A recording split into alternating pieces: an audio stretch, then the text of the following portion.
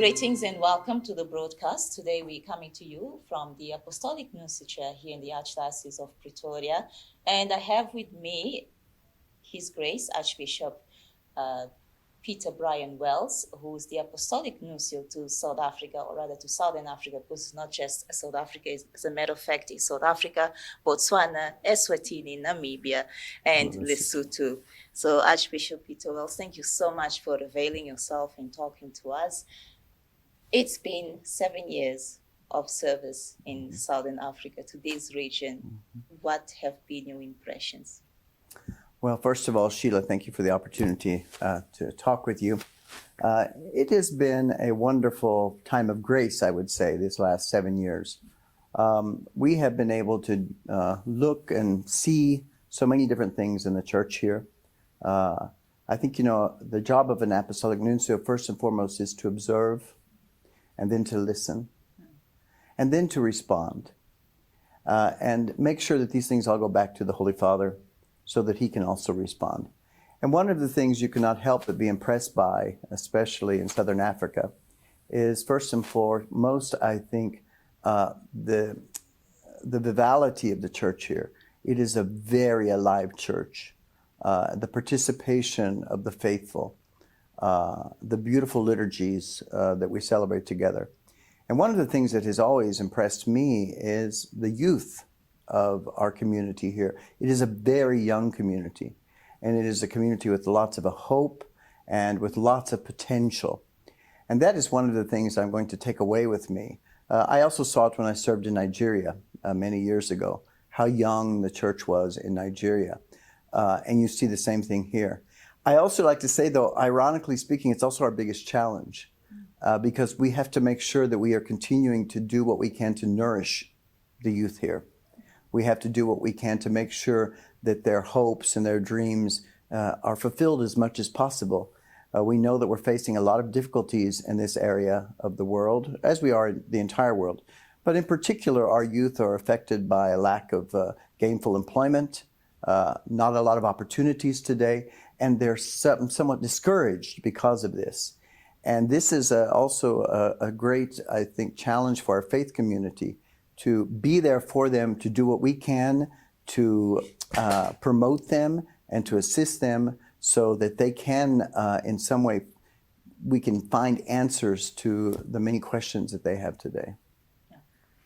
So thank you so much for that answer. But now let's continue talking about the church in this region. You've highlighted young people, and it reminds me, your words reminds me of Pope Francis' words when he visited DRC and South Sudan, that the church in Africa is the lung of the church.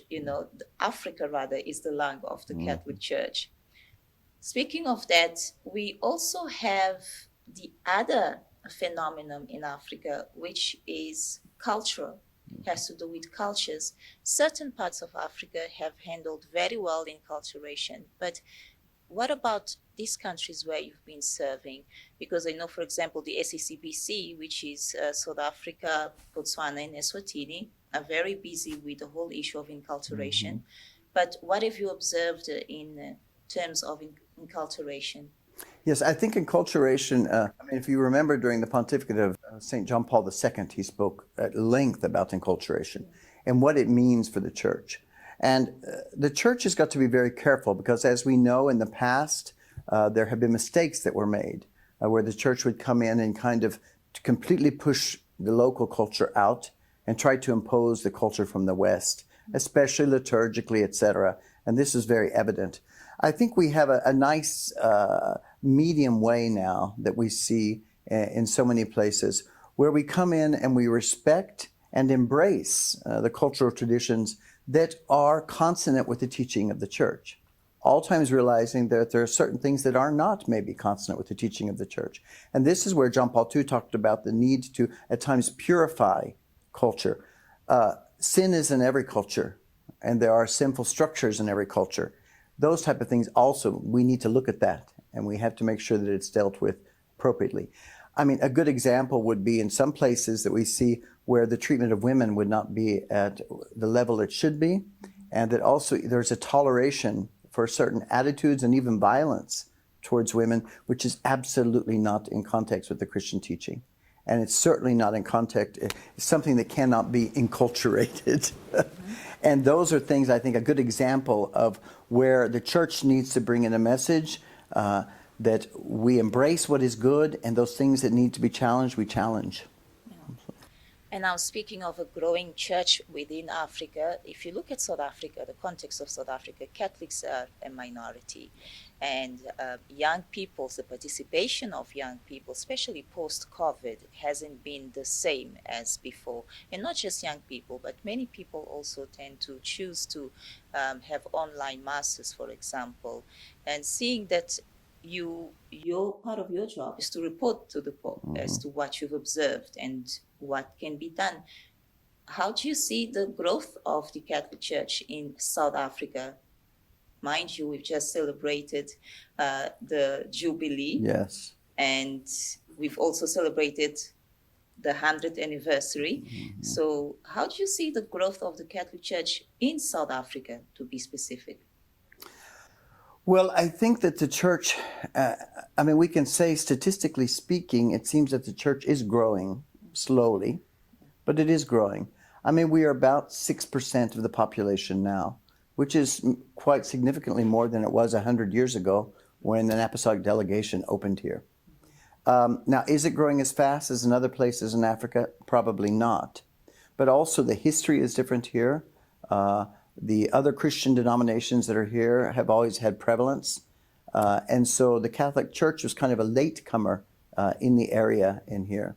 What we do see, though, is with the influx, especially of refugees and migrants, a lot of them who are working here now or have come in for university or have come in here for work or have decided to come here over the years and have migrated here. As you know yourself, from Mozambique and other places, this has also increased our Catholic population here. And when you go to our parishes, you cannot help but be impressed by the variety of people who are there from all different backgrounds and all different countries. You have of course, South Africans there, and within the South Africans, you have the whites, you have the blacks, you have the coloreds, but then you have also people from Mozambique, you have DRC, you have Nigeria, you have Zimbabwe. It is a great unity of different people from all over Africa. And that's one of the things that's beautiful about here, is I think that in this part, probably as much as any other place, the representation of all of Africa is seen in our parishes. And now, of course, today you're hosting Cardinal Peter Turkson, and that's mainly for the lecture or the memorial lecture that will be held in Eswatini.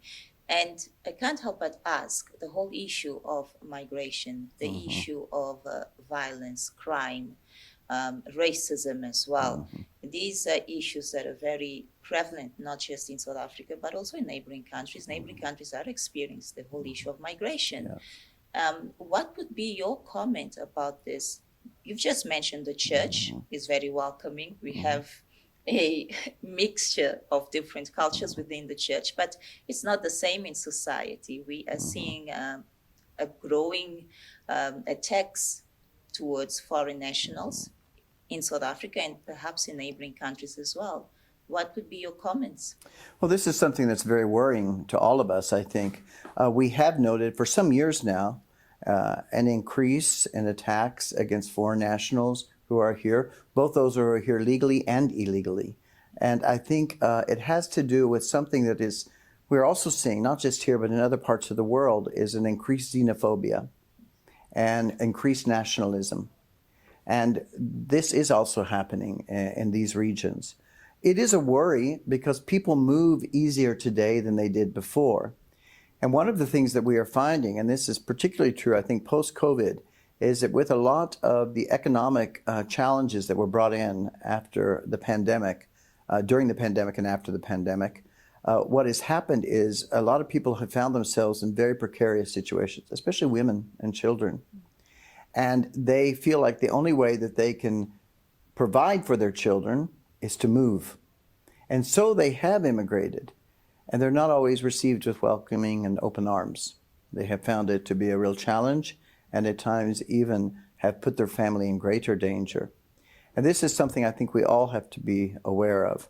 However, at the same time, it also says something about the international community and also within the region about that we need to do what we can to build up our economies, to make it where people don't feel like they have to leave their homes. Because I think the truth of the matter is most people would not want to leave their homes. They want to stay with their families. They want to stay on their homeland. But they have been forced to leave because of other circumstances. So it is a very complicated set of factors that come together that force people to migrate. It could also have to do with political instability, which we've also seen in the region at times. These are things that we need to address to try to find solutions to so that people don't feel like that they have to move on.